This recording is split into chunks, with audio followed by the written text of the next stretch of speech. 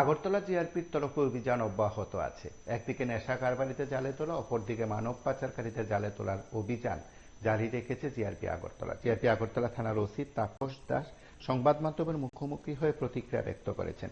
তিনি তার দেওয়া তথ্য অনুসারে জানিয়েছেন যে রাতে আগরতলা জিআরপি থানার পুলিশ এবং আরপিএফ মিলে একজন মহিলাকে গ্রেপ্তার করেছে। তার বিরুদ্ধে অভিযোগ ছিল নেশা পাচারের। তাকে প্রথমে আটক করা হয় এবং আজ গ্রেপ্তার দেখিয়ে আদালতে সোপর্দ করার কথা বলা হয়েছে জিআরপির তরফে। তার কাছ থেকে বাজেয়াপ্ত করা হয়েছে বেশ কিছু শুকনো গাঁজা এবং এই সময়ের মধ্যে তাকে গ্রেপ্তার করে জিজ্ঞাসাবাদ করে বেশ কিছু তথ্য সেখানে জানার চেষ্টা করেছেন জিআরপি। শুকনো গাঁজা উদ্ধারের পাশাপাশি তাকে জিজ্ঞাসাবাদ করে এই কারবারের সঙ্গে আর কেউ যুক্ত আছেন কিনা সেই তথ্য জানার চেষ্টা করেছে জিআরপি।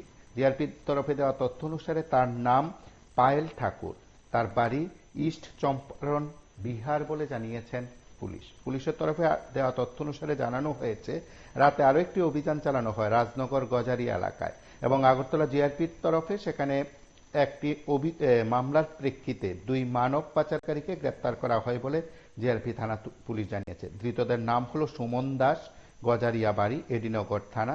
দ্বিতীয় জনের নাম হলো রাজীব মিয়া, রাজনগর বাড়ি অর্থাৎ পশ্চিম আগরতলা রাজনগর এলাকা থেকে তাকে গ্রেপ্তার করা হয়। রাজীব মিয়া রাজনগর ও সুমন দাস গজারিয়া থেকে দুই যুবককে মানব পাচারের অভিযোগে গ্রেপ্তার করা হয় বলে জিআরপির তরফে জানানো হয়েছে। একই সঙ্গে বিহার ইস্ট চম্পারণ এলাকার পায়েল ঠাকুরকে শুকনো গাঁজা পাচারের অভিযোগে জিআরপি থানার পুলিশ প্রথমে আটক করে এবং আজ গ্রেপ্তার দেখিয়ে আদালতে সুপর্দ করার কথা জানানো হয় জিআরপি থানার তরফে। জিআরপি থানার দায়িত্বপ্রাপ্ত আধিকারিক তাপস দাস সংবাদ মাধ্যমের মুখোমুখি হয়ে গোটা বিষয় সম্পর্কে কথা বলেছেন। আমরা তার বক্তব্য শুনি। মহিলা নাগরিককে আপনারা গ্রেপ্তার করেছেন গাঞ্জা সহ, উনি কোথায় নিয়ে যাওয়ার উদ্দেশ্যে রেল স্টেশনটাকে ব্যবহার করেছিল? হ্যাঁ, আমরা গতকালকে আগরতলা রেল স্টেশনে একজন মহিলাকে গ্রেপ্তার করা হয়েছে। ওনার কাছ থেকে 5 কেজি 985 গ্রাম গাঁজা উদ্ধার হয়েছে। তো ওনার নাম জিজ্ঞেস করে বলে ওনার নাম পায়েল ঠাকুর। উনি মুরাদাবাদ গ্রামের বাসিন্দা, যা জেলা ইস্ট চম্পারণ বিহারে অন্তর্গত। তো আমরা গতকালকে ওনার এগেনস্টে একটা আমাদের আগরতলা জিআরপি থানাতে এনডিপিএস দ্বারা মামলা নিয়েছি। আজকে আমরা ওনাকে মামলা আদালতে ফরওয়ার্ড করছি এবং আমরা এটাও দেখছি যে এটার সঙ্গে মানে উনি কোথা থেকে গাঁজাগুলি এনেছেন এবং এগুলোর ডেস্টিনেশন কোথায় এবং কাকে দেবে এগুলি আমরা ইন্টারোগেশন চলছে, এখনো চলছে। তো প্রিলিমিনারি উনি বলছে যে এগুলি আসামে নিয়ে যাবে, একথা বলেছে।